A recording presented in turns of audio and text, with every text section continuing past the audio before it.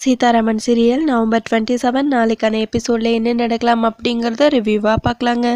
ராம் சேது 2 பேரும் சேர்ந்து கேரளாவுக்கு கிளம்புறாங்க. அப்போ மகா பார்த்து போயிட்டு வாங்க ராம், அப்பாவை பத்திரமா பார்த்துக்கோங்க அப்படின்னு சொல்ல, ஓகே சித்தி நான் பார்த்துக்கிறேங்கிறாங்க ராம்.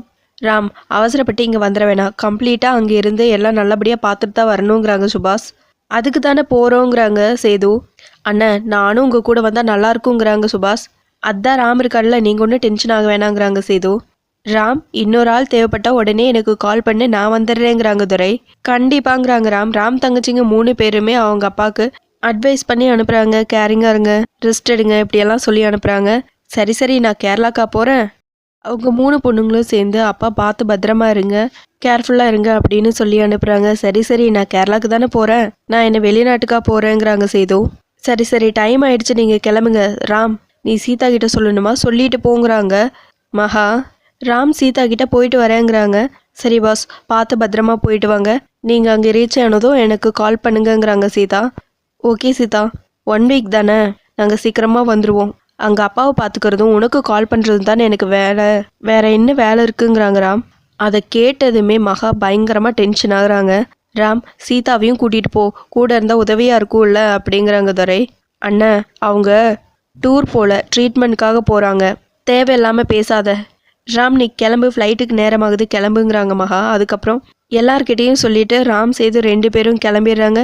அதுக்கப்புறம் மகா அவங்க பொண்ணுங்க அர்ச்சனா சுபாஷோட தனியாக உட்காந்து பேசிட்டு இருக்காங்க. ராம் சேது 2 பேர்த்தையும் பேக் பண்ணி அனுப்பிச்சாச்சு. இதுக்கப்புறம் அந்த தையல்காரிக்கு ட்ரீட்மெண்ட் ஆரம்பிக்க வேண்டியதான் அப்படின்னு மகா சொல்ல, ஆமா சித்தி ஆரம்பிக்கலாமா, ஒய் வெயிட்டிங், ஸ்டார்ட் பண்ணலாமா, ரொம்ப ஆர்வமாக இருக்குது அப்படின்னு அவங்க 3 பொண்ணுங்களும் சொல்லிட்டு இருக்காங்க. வெயிட் பண்ணுங்க, நான் சொல்லும் போது ஸ்டார்ட் பண்ணிக்கலாம் அப்படின்னு மகா சொல்ல, இதுக்கு என்ன நல்ல நேரம் பார்க்கணுமா என்ன, இப்போவே ஆரம்பிச்சாதான் ராம் வரதுக்கு முன்னாடி சீதா இந்த வீட்டை விட்டு போவா, நடத்துங்கிறாங்க சுபாஷ். நீங்கள் நினைக்கிற மாதிரி அவ்வளோ சீக்கிரம்லாம் அவள் போக மாட்டா, அவள் என்ன சாதாரண ஆளா, சரியான பேய்ங்கிறாங்க மகா. என்ன போக மாட்டாளா, அப்போ அண்ணனையும் ராமையும் அனுப்பிச்சு வச்சது வேஸ்டாங்கிறாங்க சுபாஷ். அக்கா அடிக்கடி சொல்லுவாங்கள்ல, அவன் நம்மக்கிட்ட மாட்டல, நாம தான் அவகிட்ட மாட்டிட்டோன்னு, அது இப்போ மாறி இருக்கு, இப்போ அவன் நம்மக்கிட்ட மாட்டிட்டா அப்படின்னு மகா சொல்லிட்டு இருக்கு. அப்புறம் எதுக்கு சித்தி வெயிட் பண்ணும், லெட்ஸ் ஸ்டார்ட் த கேமுங்கிறாங்க அஞ்சலி. இப்போ நம்ம ஸ்டார்ட் பண்ணால் அழுதுகிட்டே ராம்க்கு ஃபோன் பண்ணுவா. ராம் சேது 2 பேரும் விடியறதுக்குள்ளே இங்கே இருப்பாங்க. அது நடக்கக்கூடாதுன்னா கொஞ்சம் பொறுமையாக தான் இருக்கணுங்கிறாங்க மகா. பொறுமையாக இருக்கணும்னா ஃபோன் பண்ண மாட்டாளாங்கிறாங்க அர்ச்சனா. எஸ், சேதுக்கு ட்ரீட்மெண்ட் நல்லா நடக்குதுன்னு சீதாக்கு தெரியணும். சேது நல்லா இருக்கணும்னு நம்ம எல்லாரை விட சீதாக்கு அக்கறை ரொம்ப அதிகம். ஸோ நாம் கொடுக்குற டார்ச்சரில் சீதா அவங்களுக்கு கால் பண்ணால் சேது ராம் 2 பேரும் கிளம்பி இங்கே வந்துடுவாங்க. எப்போ ட்ரீட்மெண்ட் அவன் நல்லபடியாக முடிக்கணும் அப்படின்னு அவன் நினைக்கிறாளோ அப்போ தான் நம்ம கேமை ஸ்டார்ட் பண்ணணும். என்ன புரியுதா அப்படின்னு மகா கேட்கவும் அவங்க 3 பொண்ணுங்களும் பயங்கரமாக கிளாப் பண்ண ஆரம்பிச்சிடுறாங்க. மகா என்ன சொன்னாலும் அதில் ஆழமான ஒரு அர்த்தம் இருக்கும் அப்படின்னு சுபாஷ் சொல்லிட்டு இருக்கா. அப்போ எவ்வளோ நாள் வெயிட் பண்ணணும் அப்படின்னு அர்ச்சனா கேட்க, ரொம்ப நாள் வெயிட் பண்ண தேவையில்லை, சேது கால் பண்ணுற வரைக்கும் ஜஸ்ட் 1 டே வெயிட் பண்ணாலே போதுங்கிறாங்க மகா. சித்தி ரொம்ப ஆர்வமாக இருக்குது சித்தி அப்படின்னு அஞ்சலி சொல்லிட்டு இருக்க. கொஞ்சம் உங்கள் ஆர்வத்தையெல்லாம் கண்ட்ரோல் பண்ணிக்கோங்கம்மாங்கிறாங்க மகா. ட்ரீட்மெண்ட் நல்லா இருக்குன்னு ஃபோன் வந்ததுமே துடிக்க துடிக்க அவளை டார்ச்சர் பண்ணி இந்த வீட்டை விட்டு அனுப்பிச்சிடணுங்கிறாங்க அர்ச்சனா. அதுக்கப்புறம் ராம் ரீச் ஆனதும் கால் பண்ணுறாங்க சீதாக்கு. சீதா ஒரே ரிங்கில் அட்டன் பண்ணுறாங்க. என்ன சீதா ஒரே ரிங்கில் அட்டன் பண்ணுற அப்படின்னு கேட்க, ஆமாம் பாஸ் நீங்கள் எப்போ கால் பண்ணுவீங்கன்னு வெயிட் பண்ணிட்டு இருந்தேன் அப்படின்னு சீதா சொல்லவும், நீ இன்னும் தூங்கலையா அப்படின்னு ராம் கேட்கவும், எனக்கு தூக்கமே வரல பாஸ், நீங்கள் எப்படா கால் பண்ணுவீங்கன்றத, எனக்கு ரொம்ப போராக இருக்குங்கிறாங்க சீதா.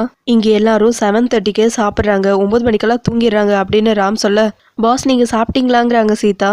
நான் சாப்பிட்டேன்னு சொல்ல, சரி நீ சாப்பிட்டியா அப்படின்னு கேட்க, ஏதோ கொஞ்சம் சாப்பிட்டேன் பாஸ் அப்படின்னு சொல்லவும், ராம் கஞ்சியும் கப்பக்கிழங்கும் சாப்பிட்டேங்கிறாங்க. அதை கேட்டதுமே சீதா பயங்கரமாக சிரிக்க ஆரம்பிக்கிறாங்க. இந்த சிரிப்பு கேட்கறதுக்காக தான் நான் காத்துக்கிட்டு இருந்தேன். அதுக்கப்புறம் 2 பேரும் பேசிட்டே இருக்காங்க.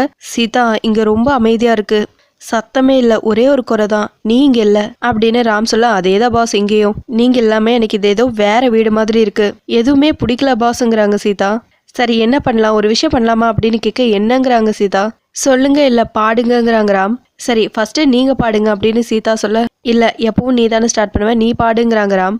அதுக்கப்புறம் சீதா பாட ஆரம்பிக்கிறாங்க. கூடவே சேர்ந்து ராமும் பாட ஆரம்பிக்கிறாங்க. இப்படி 2 பேரும் மாற்றி மாற்றி பாடிட்டு இருக்காங்க. ராம் கூட இருக்கிறவங்கலாம் லைட் ஆஃப் பண்ணிட்டு தூங்க ஆரம்பிச்சிடறாங்க. சீதா ராம் 2 பேரும் பேசிக்கிட்டே இருக்காங்க. சீதாவும் காதில் ஃபோனு வச்சுக்கிட்டே அப்படியே தூங்கிடுறாங்க. இங்கே ராம் சீதா தூங்கிட்டா போல இருக்கு, சரி தூங்கட்டும் அப்படின்னு ராம் ஃபோனை கட் பண்ணவும் கரெக்டாக விடிஞ்சிருச்சுன்னு எல்லாரும் கூட இருக்கிறவங்களாம் எந்திரிக்க ஆரம்பிக்கிறாங்க. அடுத்த நாள் காலையில் சேதுக்கு ட்ரீட்மெண்ட் கொடுக்குறவங்க மனசுல எந்த சங்கடத்தையும் வச்சுக்காதீங்க, நிம்மதியா இருங்க, சந்தோஷமா இருங்க. அதே மாதிரி இங்க கொடுக்குற சாப்பாடை மட்டும் சாப்பிடுங்க, அதே போதும். நல்லா ரெஸ்ட் எடுக்கணும் அப்படின்னு சேது ராம் 2 பேத்துக்கிட்டையும் சொல்றாங்க. அப்பாவை பார்க்கும்போது எனக்கு ரொம்ப சந்தோஷமா இருக்கு. இங்கிருந்து போகும்போது பழைய அப்பாவை பார்ப்பேன்னு நினைக்கிறேன். எனக்கு அந்த நம்பிக்கை வந்துருச்சுங்கிறாங்க ராம். அதுக்கப்புறம் அங்கே வேலை செய்கிற ஒருத்தரை கூப்பிட்டு இவங்களுக்கு ரூம் அரேஞ்ச் பண்ணி கொடு அப்படின்னு சொல்லவும் அவரும் ரூமெல்லாம் அரேஞ்ச் பண்ணிட்டு இருக்காங்க. உங்களுக்கு என்ன ஹெல்ப் வேணும்னாலும் இவர்கிட்ட சொல்லுங்க, அவர் பண்ணி தருவாருங்கிறாங்க ட்ரீட்மெண்ட் கொடுக்குறவரு. அதுக்கப்புறம் சேது மகாவுக்கு கால் பண்ணுறாங்க. மகா, அந்த சீதா காலத்தில் விழுகிற மாதிரி சத்தமாக பேசு அப்படின்னு அர்ச்சனா சொல்ல மகாவும் அதே மாதிரி பண்ணுறாங்க. இங்கே ட்ரீட்மெண்ட் எல்லாம் நல்லா இருக்கு மகா, எனக்கு ரொம்ப சந்தோஷமா இருக்கு. நான் முன்னாடியே இங்கேயே வந்திருக்கலாம் போல இருக்கு அப்படின்னு சேது சொல்ல, அப்படியா சேது, ட்ரீட்மெண்ட் நல்லா இருக்கா அப்படின்னு மகா கேட்கவும், ஆமாமா, இங்கே ட்ரீட்மெண்ட் ரொம்பவே நல்லா இருக்கு. நான் இங்கேருந்து திரும்பி வரும்போது இளமையான சேதுவாக வருவேன்னு நினைக்கிறேன் அப்படின்னு சேது சொல்ல மகா வேணும்னே சத்தமாக பேசுகிறாங்க. இது எல்லாத்தையும் சீதா நின்று வாட்ச் பண்ணிகிட்டே இருக்காங்க. அதுக்கப்புறம் ராம் பேசுகிறாங்க. சித்தி, நாங்கள் இங்கே நல்லா இருக்கோம், ட்ரீட்மெண்ட்டும் நல்லா இருக்குங்கிறாங்க ராம். சரி ராம், நீ அப்பாவை பத்திரமா பார்த்துக்கோ, சீதா இங்கே தான் இருக்கா, நீ பேசு அப்படின்னு சொல்ல ராமும் சரிங்கிறாங்க. அதுக்கப்புறம் மகா சீதாவை கூப்பிட்டு ஃபோனை கொடுக்குறாங்க. சீதா வாங்கி பேசுகிறாங்க. ட்ரீட்மெண்ட் ரொம்பவே நல்லா இருக்கு அப்படின்னு ராம் சீதா கிட்டேயும் சொல்கிறாங்க. அதுக்கப்புறம் சீதா சிரிச்சு ராம் கிட்ட பேசிட்டு இருக்காங்க. அதை பார்த்து மகா ரொம்பவே பயங்கரமாக டென்ஷன் ஆகுறாங்க. இந்த தையல்காரி சிரிக்கிறது இதுதான் லாஸ்ட்டாக இருக்கணும் அப்படின்னு அர்ச்சனா சொல்ல மகாவும் அதே மாதிரி ஆமாக்கா, அவ சிரிக்கிறது இதுதான் லாஸ்ட்டுங்கிறாங்க. அதுக்கப்புறம் சீதா அடுத்த நாள் காலையில் சாமிக்கு பாட்டு பாடி பூஜை பண்ணிட்டு இருக்காங்க. மகா, அர்ச்சனா, சுபாஷ் அவங்க 3 பொண்ணுங்க எல்லாருமா சேர்ந்து நேராக சீதா கிட்ட போகிறாங்க.